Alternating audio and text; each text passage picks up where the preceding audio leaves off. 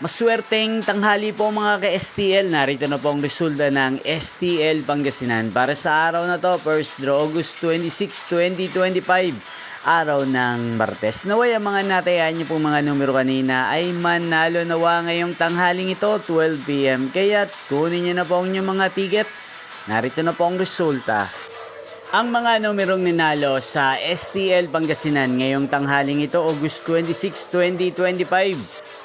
12 PM. First draw result 31 at 37 in exact order. Again, 31 at 37.